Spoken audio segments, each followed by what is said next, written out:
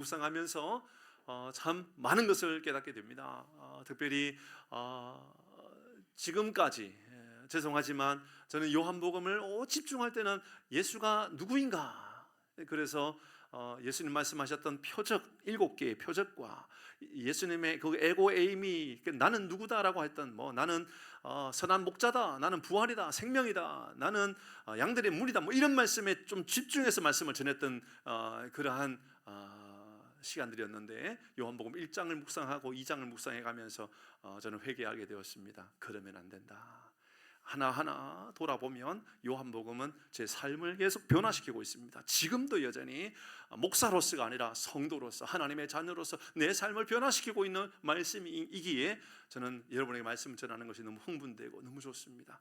오늘도 이 말씀을 통하여 사흘 동안에 일으키리라, 우리가 알고 있는 성전 정화 사건, 난리법석을 치었던 예수님께서 노건을 만들어 가지고 그곳에 있는 짐승을 흩어버리고 했던 그 돈 바꾸는 환전상들을 야단치고 했던 그 장면, 예수님 이런 일이 없었었는데 요한복음뿐만 아니라 마태, 마가, 누가, 요한복음 다 나오거든요. 근데 어떻게 이 장면이 이렇게 등장할 수 있을까? 이 말씀이 저에겐 또 새로워지는 말씀이었습니다. 한 3, 40년 저는 좋게 될 것 같습니다. 제가 초등학교 때 주일학교를 다닐 때였습니다. 그리고 조금 더 이제 지나서 청소년이 되고 청년이 되고 할 때에 그때의 교회였습니다. 지금도 기억하시는 분이 많이 계시겠지만 그때는 주일날 돈 쓰는 게 그렇게 엄격하게 금지되어 있었습니다. 맞죠? 우리 교회만 그랬네요. 여러분 교회는 그렇지 않았나요? 아주 엄했습니다. 종종 이제 주일날 이제 이 간식을 나누는 이제 성가대나 주일학교에 간식을 나누면 담임 목사님께서, 당시 담임 목사님이 순시를 돌았어요. 장로님도 순시를 돌고 목사님도 순시를 돌았어요. 돌면서 하시는 이야기예요. 성가대 가가지고 하시는 이야기가, 이거 언제 산 거요? 이라고 물어요. 언제 산 거냐고. 언제 샀어야 되죠? 토요일날 샀어야 돼요. 주일날 사면 난리가 나는 거예요. 그런데 이제 주일날 간식을 나누다 보면, 예를 들어서 이제 주일학교 아이들이 당시는 너무 많이 오기 때문에, 주일날 많이 오기 때문에 간식 숫자를 맞추는 게 여간 어려운 게 아니거든요. 예를 들어서 주일학교에 이번 주에 50명 올 거다라고 생각하고 간식을 60개 사와도 어떨 때는 65명이 올 수 있거든요. 그러면 모자라잖아요. 그러니까 교회 바로 앞에 바로 작은 이 상점이 있었거든요. 슈퍼가 있었단 말이에요. 그러면 교회에 이 총무 집사님이 빨리 뛰어가가지고 그 간식 5개를 들고 온단 말이에요. 그 목사님한테 걸리면 이제 난리가 나는 거예요. 그거 왜 5개 미리 준비 안 해놨느냐라는 거예요. 그런 일들이 얼마나 많이 있었는지 몰라요. 제 기억나는 건요, 제가 그렇게 크고 왔다 보니까는 제가 고등부 회장할 때, 고3 때 고등부 회장이었거든요. 고등부 회장할 때인데 우리 고등부가 굉장히 많았어요. 고등부만 시골이었었는데, 말씀드렸잖아요. 1번 국도에 목욕탕 없는 마을이 우리 마을이었단 말이에요. 그런 동네예요.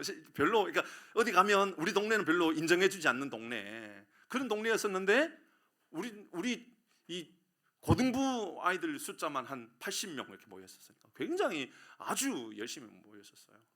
저는 정말 그때 전도에 목숨을 걸고 우리 고등부를 살렸던 기억이 나거든요. 열심히 사역하고 있을 때였습니다. 이제 다 마치고 집에 가는데 고등부 회장이라고 예배 마치고 바로 집에 가는데, 그렇지 않습니다. 교회에 놀 건 놀고 또 봉사하고 열심히 하다가 이제 집에 가는 시간은 저녁에 5시, 6시 돼 가거든요. 그러니까 5시, 6시에 집에 갈 때쯤 이제 집으로 한참 걸어가야 돼요. 걸어가는데도 한 30분은 걸어가야 되는데, 걸어가다가 골목길에서 우리를 지도하는 전도사님을 만난 거예요. 주일날 오후 5시쯤에. 세상에, 우리 전도사님이 주일날, 무슨 요일이라고요? 주일날 빵하고 우유를 사드시고 계시더라고요. 저한테 걸린 거예요. 말씀드렸잖아요. 저는 가만히 못 있어요. 전도사님, 어떻게 주일날 전도사님이 빵하고 우유를 사드실 수 있으세요? 주일날 전도사님이 저한테 신신당부하면서 내가 빵하고 우유를 사 먹은 것을 절대로 알리지 마라. 그 이순신 같죠? 내가 빵과 우유를 사 먹는 것을 절대로 알리지 마라. 우리 전사님이 그렇게 이야기했었어요. 우리 집은 얼마나, 우리 집 분위기가 얼마나 엄했느냐. 우리 아버지가 이제 제가 이 고등학교쯤에 이제 우리 아버지가 신앙생활을 했는데 정말 믿음 좋은 우리 교회 집사님이 되셨거든요. 정말 교회밖에 모르고 오로지 새벽기도 한번 빠지지 않고 정말 오로지 교회밖에 모르고 그게 우리 아버지였단 말이에요. 주일날 때로는 우리가 밥을 먹기, 이게 주일날 저녁 되면 밥보다도 그냥 라면 먹고 싶을 때 있잖아요. 라면. 그래서 이제 저나 우리 형님이나 우리 아버지한테 아버지 오늘 우리 라면 먹어요. 라면을 사오면 되잖아요. 난리가 납니다. 라면 몇 봉지도 절대로 못 사오게 했던 게 우리 아버지였거든요. 근데 잘 생각해보면 그럼 우리가 주일날 돈 쓰는 것만이 문제가 아니에요. 교회마다 이런 일들도 많이 있었어요. 여러분, 바자회 하면 큰일 나는 거 아시죠? 교회에서 어떻게 바자회, 물건을 파는 거잖아요. 옷도 팔고 뭐 건어물도 팔고 곡식도 팔고 뭐 이거 막 만들어서 팔아가지고 목적은 다 알고 있는 것처럼 선교비를 쓰거나 구제비를 쓰거나 아니면 교회에 우리 교육자들 생활비에 조금 뭐 더습이라도 좀 챙겨주거나 뭐 그렇게 하기 위해서 바자회를 한단 말이에요. 선합니까? 악합니까? 선하죠. 그런데요, 제가 아무리 생각해봐도 어렸을 때 아무리 선해도 그거 교회에서 하면 된다 안 된다? 안 됐어요. 근데 오늘날 명절쯤 되면 교회에서 교회마다 판매하는 거 있잖아요. 뭐죠? 떡국떡 다 판단 말입니다. 목적은 좋아요. 선교, 구제 아니면 교회 이런 자금을 위해서, 전도회 자금을 위해서 사용한단 말이에요. 그거 먹고 놀기 위해서 쓰는 거 아니거든요. 근데 그렇게 음하게 순시를 보던 것처럼 장로님도 다니면서 아니 집사님 어떻게 주일날 그렇게 돈을 썼냐고, 어떻게 교회에서 떡국을 파냐고 그렇게 난리 법석을 들었던 일이 있었어요. 왜 그런지 아시죠? 오늘 본문 때문에 그렇습니다. 오늘 본문 때문에. 읽어볼까요? 16절입니다. 이 말씀 때문이었던 거예요. 같이 읽습니다. 시작.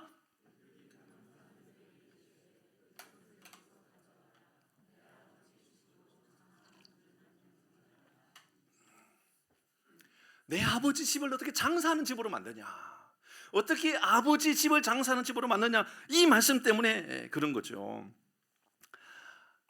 이것 때문에 교회에서 떡국떡도 혹은 반찬도 혹은 바자회도 혹은 주일날 뭐 사먹는 것도 아무것도 못하게 돈 쓰는 것 자체는 다 막아버리던, 안식일은 거룩하게 지켜라 뭐 이런 이야기를 가지고. 그런데 아시지요? 오늘 본문은 기억하셔야 됩니다. 그런 이야기 아닙니다.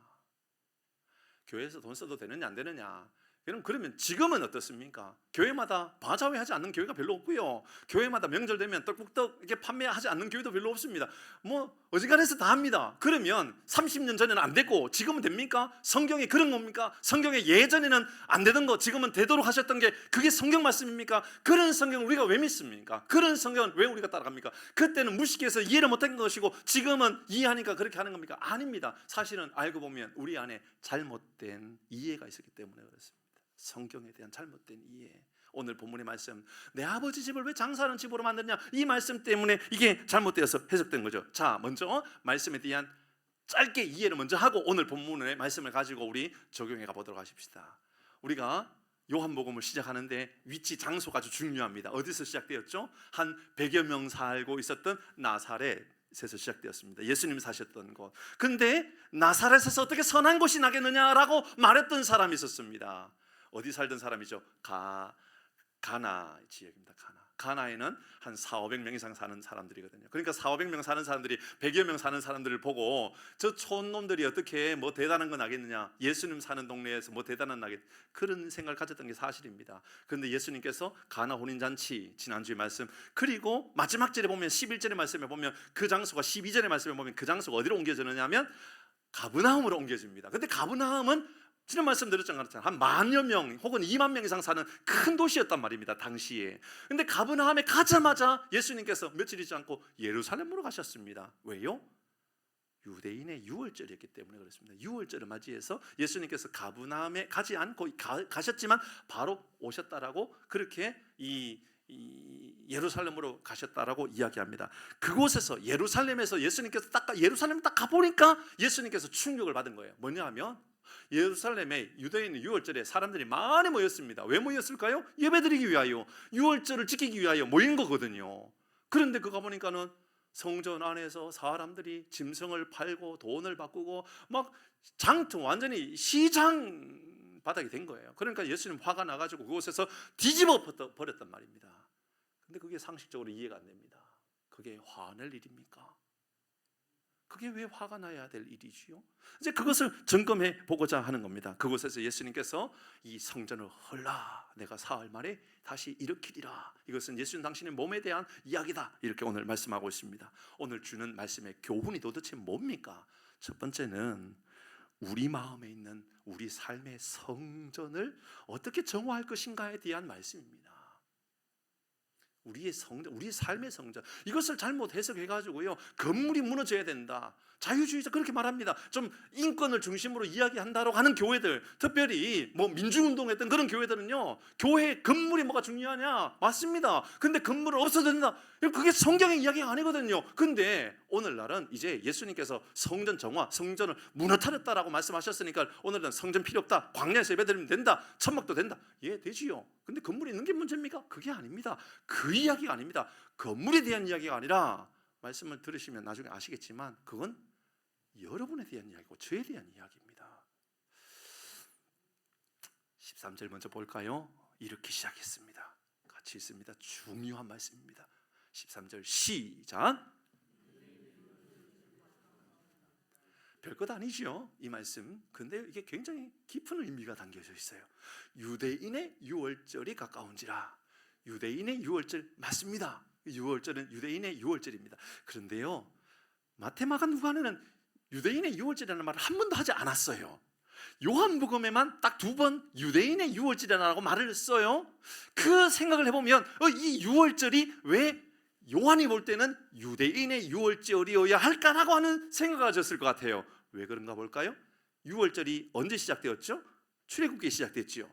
출애굽기에 보면 유월절은 이렇게 말하고 있습니다. 한결같이 변함없이 유월절은요 이렇게 앞에 이야기를 하거든요. 출애굽기 12장 11절입니다. 읽어봅니다. 시작. 이것이 누구의 유월절이라고요? 여호와의 유월절입니다. 요한복음에는 유대인의 유월절이라고 이야기하고 있습니다. 그런데 이 유월절을 처음에 만들 때 하나님은 이 출애굽을 하는, 애굽에서 출애굽하는 이스라엘 백성들을 향하여 여호와의 유월절, 그건 한 번으로 끝나는 게 아닙니다. 계속해서 반복합니다. 12장 27절입니다. 그 다음에 이어서도 다시 읽습니다. 시작. 너희는 이르기를 이는 유월절인데 유대인의 유월절이 아니라 여호와의 유월절이라고 이야기합니다. 여호와의 유월절입니다. 근데 하나 더 봐야 됩니다. 더 훨씬 더 중요한 단어가 나옵니다. 48절 봅니다. 주목해서 보십시오. 시작. 너희와 함께 거류하는 타국인이 여호와의 유월을 지키고자 하거든 됐습니다. 유대인의 유월절이라는 말은 틀렸습니다. 그렇게 쓰면 안 되는 단어입니다. 유대인의 명절이라는 말이 유월절을 지키는 입장에서, 유월절을 지키는 유대인의 입장에서는 맞는 것처럼 보여질 수 있습니다. 그런데 유대인들은 어떤 생각을 가지고 있느냐 하면 유월절의 주인은 우리다, 우리가 누리는 우리의 축제일, 우리의 명절이다라는 우리를 위한 날이라고 이야기했습니다. 그러면 출애굽기 12장에서 48절에서 거류하는 타국인이 여호와의 유월절을 지키고자 하거든, 그러면 하나님께서 보실 때 유월절은 유월절을 경험한, 혜택을 입은 사람들이 집중되어 있습니까? 아니면 유월절을 주신 하나님에게 집중되어 있습니까? 하나님에게 집중되어 있거든요. 그래야 되거든요. 우리의 신앙의 중심에 내가 구원을 받았어, 내가 은혜를 누렸어, 내게 기쁨이 넘쳐나, 그러니까 내가 주목되는 것이 아니라 그 은혜를 주신 하나님, 나에게 기쁨을 주신 하나님, 내게 구원을 주신 하나님은 다 잃어버리고 나만 남는 거죠. 그게 바로 유대인의 유월절이라는 말 안에 들어가 있다 그 말입니다. 구원의 역사를 이루신 하나님은 사라지고 구원의 역사를 경험한 그 사람들에 대한 이야기를 많이 하고 있는 겁니다. 수많은 사람들이 예루살렘에 모였습니다. 예배하기 위하여 모였습니다. 그들은 광복의 기쁨, 해방의 기쁨을 누리고자 그렇게 예루살렘에 모였던 것이지요. 그들이 함께 모여 명절 음식을 먹었습니다. 쓴 나물을 먹고 무교병을 먹었습니다. 애굽에서 고난을 받고 이제 광야의 기쁨을 누렸던 것을 재현하면서 그들의 그런 시간을 보냈던 것 사실입니다. 그런데 유대인들은 그 명절을 우리의 명절이라고 말합니다. 우리의 명절이라고 말한 이유가 바로 오늘 본문의 내용 안에 담겨져 있습니다. 14절입니다. 같이 봅니다. 같이 합니다. 시작.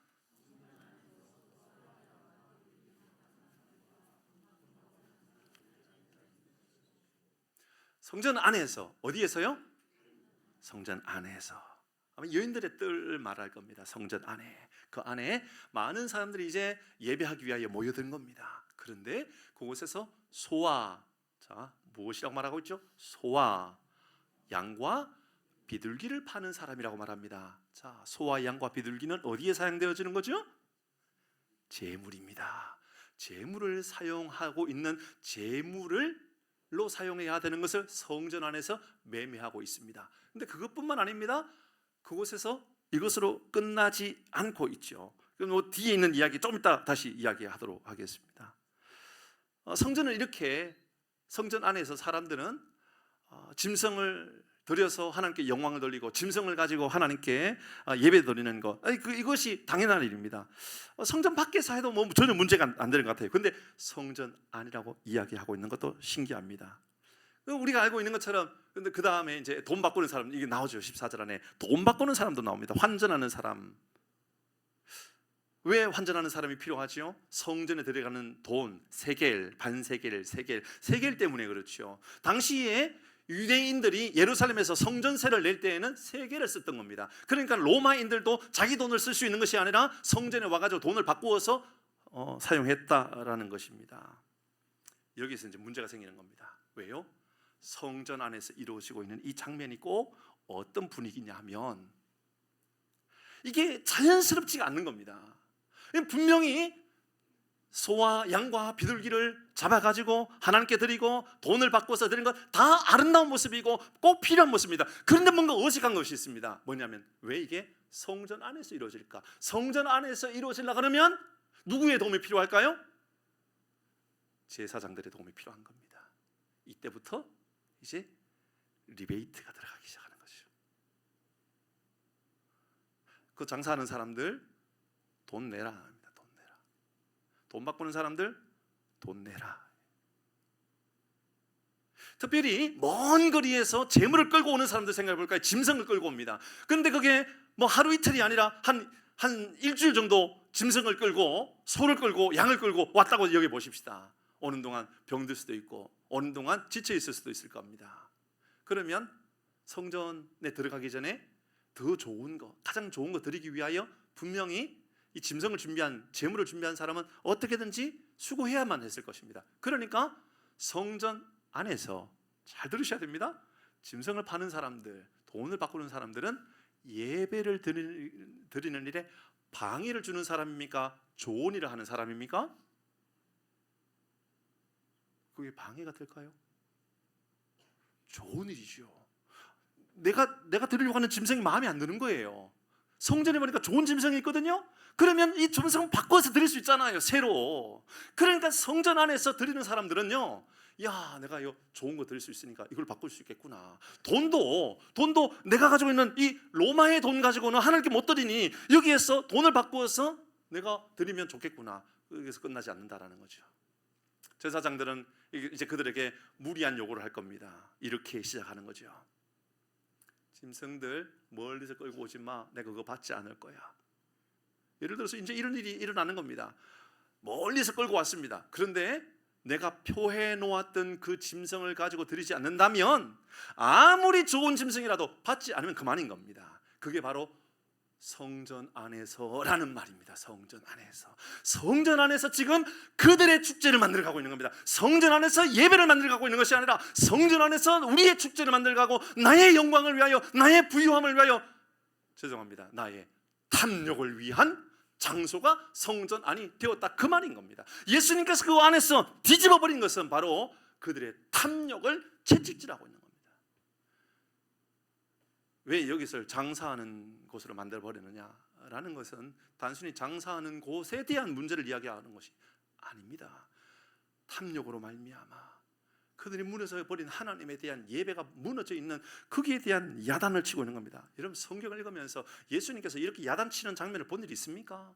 예수님께서 창리를 야단치시던가요? 예수님께서 강도를 야단치시던가요? 예수님께서 세리를 야단치시던가요? 예수님께서 도대체 지금까지 누구에게 야단을 치던 일이 있었습니까? 아무에게 야단치지 않았습니다. 도리어 야단칠 만한 사람들이 있다 할지라도 도리어 바리새인들이, 서기관들이 야단치는 사람이 있었다면 예수님 찾아가가지고요 위로해 주었습니다. 도리어 예수님께서 그걸 편을 들어 주었습니다.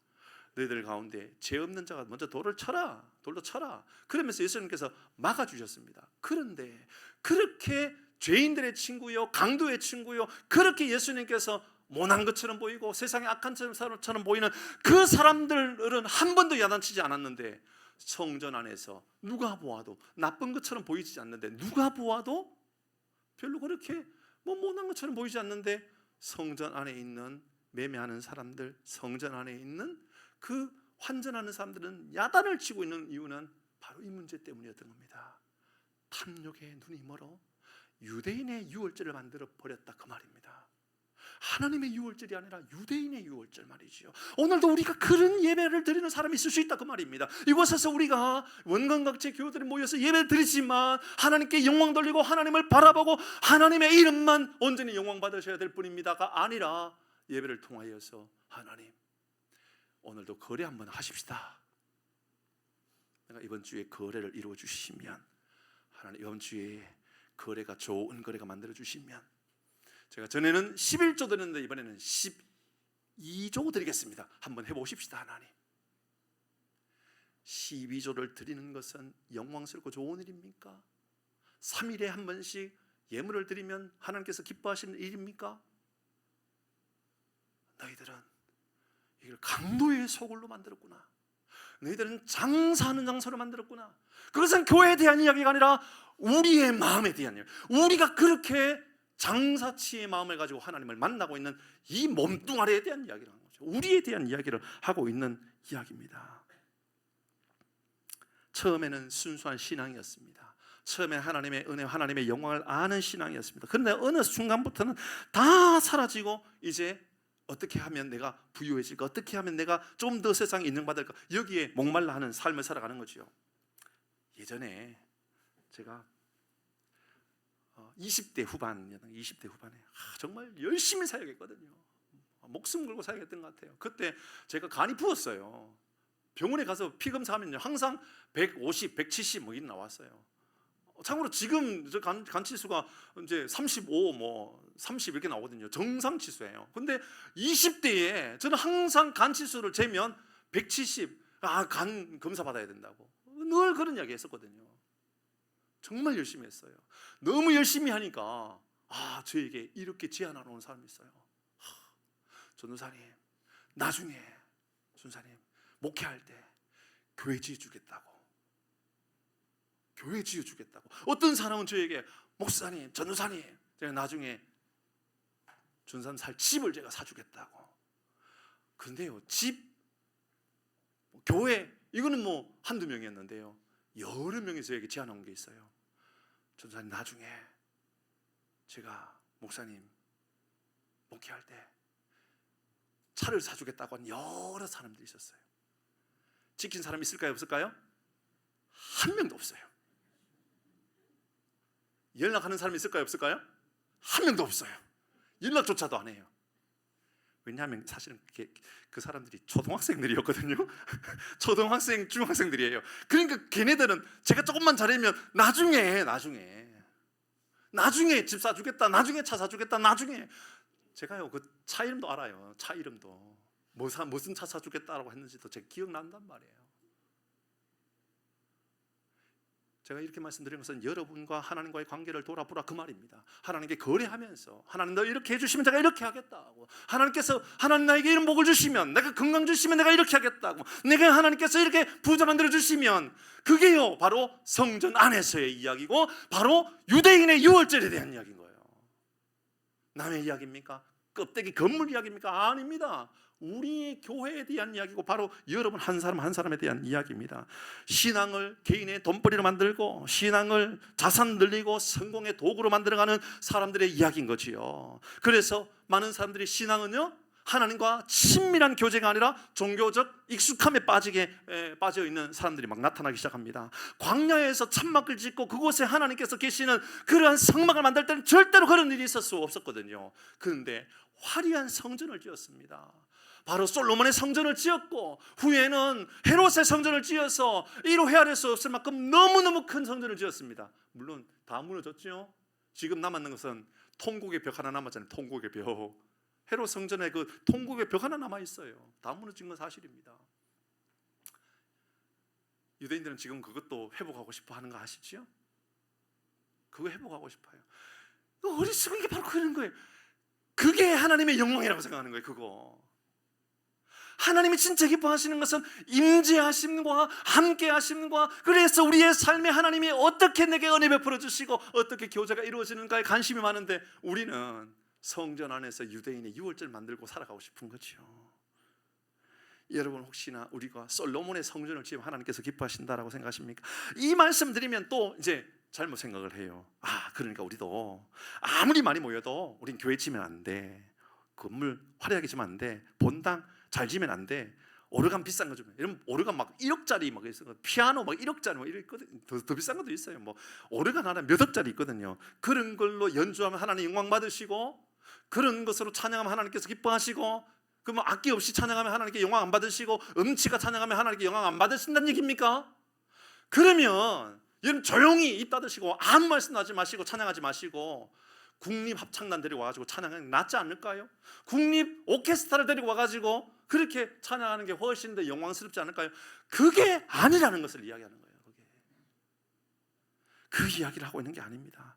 여기서 화려한 성전은 바로 무너져야 될 우리 개개인의 성전된 삶에 대한 이야기입니다. 누가 보아도 인정받을 만한 직분이 있거든요.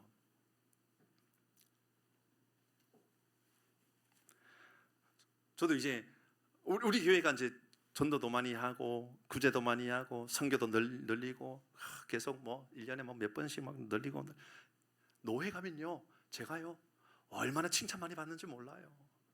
맞죠 장로님? 제가요 오만 칭찬 다 들어요. 이제 풍산교회가 뭘 해야지 풍산교회가 무슨 자료 해야지. 그래서요 제가 막 곤욕스러울 때가 있어요. 제가 살 길은요 제가 목사를 벗어야 돼요. 목사가 헐어져야 된다고요. 장로님도 마찬가지고, 장로라고 하는 성전이 있다고요. 권사라고 집사라고 하는 그런 성전이 있어요. 뿐만 아닙니다. 어떤 사람은요 제자 훈련을 받고 교회 뭐 하고 모든 교회에 다 봉사하고 있어요. 나쁜 게 아니에요. 그런데요 기도 잘하고 성경 지식 풍부하고 성경 퀴즈 대회만 하면 1등하고, 그게 우리의 신앙이냔 말이에요. 그게 우리에게 유월절이 될 수 있느냐 그 말입니다.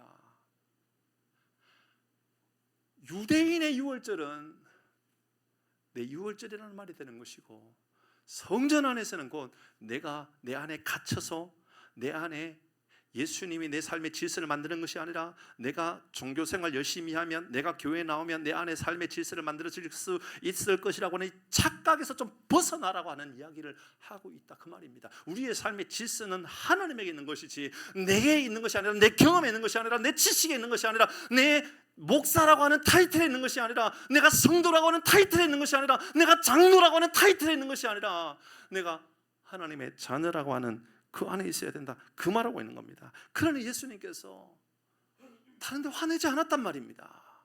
장로에게 화냈어요. 여러분, 예수님께서 세리에게 화냈어요.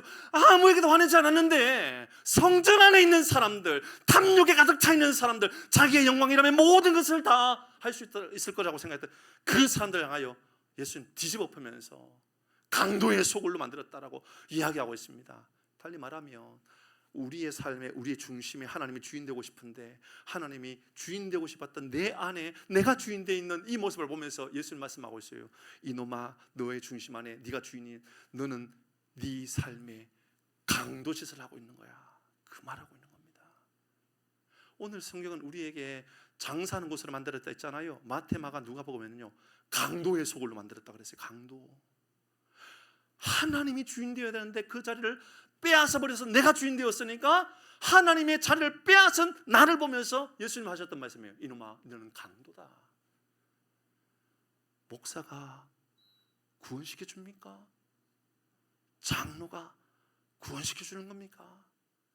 그게 빼앗기면 하나님 만나지 못한다는 것을 말하고 있는 겁니다. 종교적 익숙함에 빠지고 탐욕에 빠져버린 종교 상인의 역할을 하고 살아가지 말라라고, 그래서 성경은 유일하게 분노를 그렇게 격하게 하고 있었던 것입니다. 그래서요, 오늘 본문의 말씀을 보면 참 재미있는 표현이 나옵니다. 한 가지 한번 여러분 생각해 보십시다. 성전을 헐라, 이 성전을 헐라라고 했어요. 그죠? 성전을 헐라, 이 성전을 헐라. 성전이라는 말은 종교 용어입니까? 생활 용어입니까? 자, 한번 대답해 보세요. 성전이라는 말이 종교적 용어입니까? 일반적인 생활적인 용어입니까? 종교적 용어입니다. 예수님께서 그 성전을 헐어버리라고 하시면서 하셨던 말씀 16절에 이렇게 말씀합니다. 보시죠. 16절입니다. 중요합니다. 시작. 가져가라, 내 아버지 집으로. 자, 성전이 아니라 예수님께서 뭐라고 말해요? 아버지 집이라고 말하고 있어요. 여러분, 성전입니까? 아버지 집입니까? 종교적 열심, 종교적 의식, 종교적인 탐욕으로 가득 차 있는 그 집이 아니라 내 집은 어떤 곳입니까? 내 아버지 집은 어떤 곳입니까? 하나님이 나와 함께 하시고, 하나님께서 내게 함께 하심으로 말미암아 내게 위로해 주시고 은혜 베풀어 주시고 치료해 주시고, 그래서 그곳에 있기만 하면 뭔가 위로되는 것 있잖아요. 여러분 많이 하는 이야기 있잖아요. 여행을 오래 다니면서 여행을 뭐 일주일 동안 혹은 또 정말 고된 여행, 좋은 여행이든 어쨌든 호텔에서, 좋은 호텔에서 생활하다가 한 일주일 만에, 10일 만에 집에 와가지고 집에 침대에 누우면서 하는 이야기가 내 집이 제일 좋다, 그 말합니다. 진짜입니까? 그럼 여행 안 갑니까? 내 집이 제일 좋다. 여러분, 예수님께서 우리에게 진짜 필요한 것은 성전된 종교의식의 집이 아니라 하나님이 거하는 집을 내 삶에 만들어라고 말하고 있는 거죠. 사랑하는 교회 여러분, 여러분의 삶에 하나님이 거하셔서 하나님께서 주시는 위로와 하나님께서 주시는 은혜와 하나님께서 주시는 회복을 경험하고 살아가는 우리 모두가 되기를 주의 이름으로 축복합니다. 좀 무너져야 될 터인데요, 이제 우리 안에 있는 성전 좀 무너져야 될 터인데요, 이건 무너뜨리라고 말하고 있는 거예요.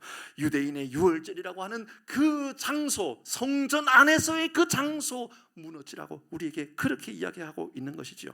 그래서 19절 이렇게 말씀했던 겁니다. 시작. 예수께서 대답하여 이르시되 너희가 이 성전을 헐라, 내가 사흘 동안에 일으키리라. 예수님께서 성전을 헐면 그 안에 아버지의 집이 만들어지게 될 것이라고 이야기합니다. 성전을 헐어야 됩니다. 탐욕을 위한 성전, 익숙함에 빠져있는 성전, 습관적 교회를 다니고 있는 성전 말입니다. 잘 만들어진 종교적 열심, 하나님을 향한 열심과 순수함은 사라지고 나를 높이고, 그래서 결국은 남는 것은 유대인의 유월절이라고 하는 그것만 남아버린 그것에 대한 이야기죠. 다시 말씀드립니다마는 아이고, 어떻게 본당이 5,000명이나 들어가, 어떻게 10,000명이나 들어가, 그런 건물은 무너져야 돼, 그 이야기가 아니에요. 목사가 무너져야 된다, 그 말이에요. 그러니까 김 목사가 무너져야 되는구나, 그렇게 이야기한 거 아니죠, 그죠? 여러분 이야기한 거예요. 제가 제 예를 드는 게 제일 좋잖아요. 김 목사가 무너져야 돼. 여러분 집에서 무너져야 될 사람은요, 김 목사가 아니라 여러분이에요. 여러분. 집에서 여러분 교만과 여러분 탐욕의 집을 좀 내려놓으세요. 내려놓아야 됩니다. 그리고 하나님이 거하는 집을 만들어가는 거죠. 오늘 성경은 우리에게 그렇게 살아가 보라고 이야기하는 겁니다. 그러니 바울은 이를 너무너무 잘 깨달아서 이렇게 우리에게 살아가라고 이야기한 것이지요. 고린도전서 3장 16절 얼마나 잘 아는 말씀입니까? 바울이 이것을 이해했기 때문에 했던 이야기예요. 시작. 너희는 너희가 하나님의 성전인 것과 하나님의 성령이 너희 안에 계시는 것을 알지 못하느냐. 예, 우리의 성전은 이제 곧 우리 몸이 되고 우리 안에 성령님께서 거하심으로 우리 하나님께서 거하심으로 참된 아버지의 집, 그때 비로소 성전이 되는 것이다라고 알려주고 있다고 말입니다. 17절입니다. 시작. 누구든지 하나님의 성전을 더럽히면 하나님이 그 사람을 멸하시리라. 하나님의 성전은 거룩하니 너희도 그렇습니다. 우리가 회복해야 되는 것은 바로 내가 죽는 일입니다. 내가 계속해서 내 탐욕을 죽이고 내 교만을 죽이고 내 습관을 죽이고 내 경험을 죽이고 하나님을 자꾸 살아나도록 하는 것, 이것이 바로 이 성전 정화의 핵심이 되는 것이지요. 내가 성전이 되는 삶은 바로 내가 주인 된 삶이었다는 겁니다. 근데 그곳에서 이제 헐나라고 하는 것은 내가 죽고 사흘 만에 다시 살아나신 예수님이 부활하신 그 주님이 이제 영원한 생명의 주관자이심을 믿고 내 삶에 모시고 살아가라, 그 말하고 있는 것이지요. 그래서 오늘 20절, 21절 이렇게 말하고 있습니다. 20절입니다. 유대인이 이르되, 제가 읽습니다. 유대인들이 이르되 이 성전은 46년 동안의 지역권을 내가 3일 동안에 이렇게 겠느냐, 이렇게 말했습니다. 그런데 예수님이 이렇게 말씀하신 이유가 바로 21절이었다고 말하지요. 시작. 그러나 예수는 성전된 자기 육체를 가르쳐, 껍데기에 대한 이야기 아니라 바로 예수님의 몸, 이로 말미암아 이제 우리의 몸이 온전한 성전이 되는 삶을 살아가라는 것입니다. 말씀을 제가 마무리하면서 이런저런 묵상을 하면서 거짓을 버려야 되겠다, 익숙함에 버려야 되겠다, 탐욕적 목회 버려야 되겠구나, 종교적 열심의 삶이 아니라 하나님과 친밀한 아버지의 집으로 내가 만들어가야 되겠구나, 이런 결정을 내렸습니다. 이런 사람의 특징이 있어요. 첫 번째는요, 예배의 진심입니다. 예배 진심이에요. 성전 안에서 돈에 대해서, 짐승에 대한 관심이 아니에요. 예배 진심이에요. 예배를 위해서 다른 거 포기할 수가 있게 돼요. 좀 더 많은 돈을 벌기 위해서 몸부림쳤던 인생이 목숨을 걸고 예배의 자리를 지키겠다고, 예배 드리는 것이 내 인생의 가장 중요한 것이라고, 내 인생의 목적은 하나님께 영광 돌리는 하나님의 예배를 드리는 것이다라고 바뀌어지는 거죠. 그러니까 예배의 진심이 달라져요. 내 성전을 헐어버리면요, 예배가 달라져요. 두 번째는요, 삶이 달라집니다. 내 안에 하나님 계시잖아요. 성전이 이제 주님이 내 안에 계심으로 만들어진 성전이 된 거예요. 간혹은 이제 교통법을 어겨요. 교통법을 어겼는데 너무너무 다행인 게 안 걸렸어요. 카메라도 안 찍혔고 경찰도 안 찍혔어요. 그래서 분명히 신호를 위반하거나 주차를 위반했는데 딱지가 날아올 줄 알았는데 딱지가 날아오지 않았어요. 너무너무 감사한 거예요. 내가 법규를 어겼는데도 딱지도 안 날아오고 하나님 너무너무 감사합니다 라는 생각에서 허물어지면 이렇게 바뀝니다. 하나님, 안 걸린 게 감사한 게 아니라 하나님, 제가 아직도 변하지 못하고 있어요. 하나님, 제가 법규 어겼는데 안 걸린 것 가지고 감사하다니 하나님, 저는요 아직도 무너져야 될 게 너무 많아요. 하나님, 사과하는 사람은 이렇게 바뀌어요. 하나님, 제가 불법을 행하고 악한 짓을 행하고 그런 거 다 사라지고 이제는 하나님, 내가 하나님 앞에 정직하게 살아가려고 몸이 다 바뀐단 말입니다. 이제 이런 관계로 바뀌어져요. 그래서일 거예요. 아마 예전에 제가 어느 섬겼던 교회 차량, 교회 본고예요. 교회 본고에 핸들에 꼭 붙여놓은 게 있어요. 본고 차마다 다 붙어 있어요. 크기도 작지 않아요. 꽤 크게 붙어 있어요. 뭐라고 붙여 있냐면 운전도 예배입니다, 이렇게 붙어 있었어요. 운전도 예배입니다. 맞죠? 성전이, 내 안에 있는 유대인의 유월절이라고 하는 성전이 무너지는 건요, 바로 삶의 변화가 나타나는 것을 말하는 거죠. 여러분, 장사도 예배가 되도록 한번 노력해 보십시다.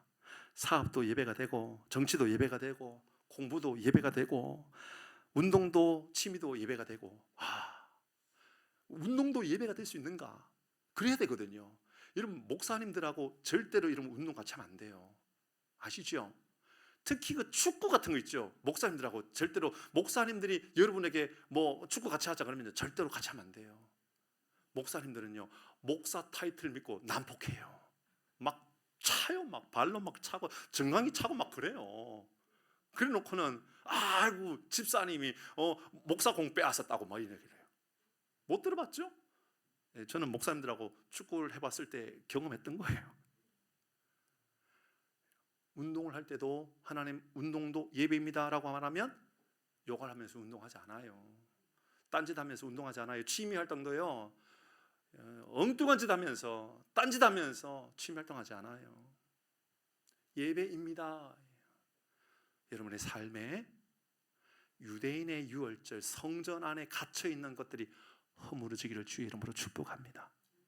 그리고 예수님 살아계시는 하나님 아버지가 내 삶을 주관해 주시는 위대한 은혜 가운데 거하는, 그래서 이제 강력한 하나님의 사람으로 세워지기를 주의 이름으로 축복합니다. 많은 사람들이 한국 교회가 위기래요? 예, 맞아요. 한국 교회 위기예요. 성도 수가 많이 떨어지게, 우리 교회를 보면서 우리 교회 부흥했네 생각하지 마세요. 대부분의 교회들은요 성도 다 떨어졌어요. 그러니까 위기래요? 맞아요. 위기 맞아요. 틀림없습니다. 어떤 조사에서, 설문조사에 한국 종교 선호도의 꼴찌가 한국 기독교가 되었어요. 저는 너무너무 감사해요. 너무너무 다행이다. 너무너무 정말 다행이다라는 생각이 들었어요. 100년 전 한국에 기독교가 들어올 때 1%가 되지 않아도 한국 교회는요 정말 한국을 책임질 만한 자리에 있었어요. 아시잖아요. 지금은 한국 교회가 뭐 20% 30%는 되니, 근데 여전히 한국 교회는 정치인들은요 너무 많은 사람들이 교회 다닌다고 그래요. 근데 신뢰도는 다 떨어졌어요. 기회가 온 겁니다. 성전이 무너질 기회가 온 겁니다. 제가 말씀 묵상하면서 이렇게 마지막에 써놓았어요. 하나님, 제 건강의 이슈로 인하여 저에게 어려움이 있었었는데, 오 할렐루야, 저에게 다시 재건할 기회를 주셨군요. 다시 일으켜 세울 수 있는 기회를 주셨군요. 그냥 하는 말이 아닙니다. 제가 며칠 전에 병원에 갔거든요. 의사 선생님하고 이야기하는데 의사 선생님이 저보다 더 기뻐하더라고요. 목사님, 당이 정상이네요. 지난번에 갔을 때 당 약 반으로 끊었거든요. 근데 며칠 전에 갔을 때는요 의사 선생님이, 목사님 이번에 그냥 당 약을 빼볼까요? 그러더라고요. 제가 불안해가지고, 아니 그냥 두십시다. 일단은 다음에 왔을 때 한번 조정해 보십시다라고. 보시지요. 어쩌면 위기가 허물어지는 그 시간이 우리의 삶에 하나님께서 사흘 만에 일으키시리라. 우리를 일으키시는, 우리를 회복하시는 하나님의 놀라운 복이 우리의 삶에 이루어지기를 주의 이름으로 축복합니다. 19절 읽고 마치십니다. 19절 읽겠습니다. 시작. 예수께서 대답하여 이르시되 너희가 이 성전을 헐라 내가 사흘 동안에 일으키리라. 여러분의 삶에 허물어질 것이 허물어지고 일어날 것이 일어나게 되는 놀라운 복된 이번 한 주간의 삶을 살아가기를 주의 이름으로 축복합니다. 아멘. 우리 함께 찬양하도록 하십시오.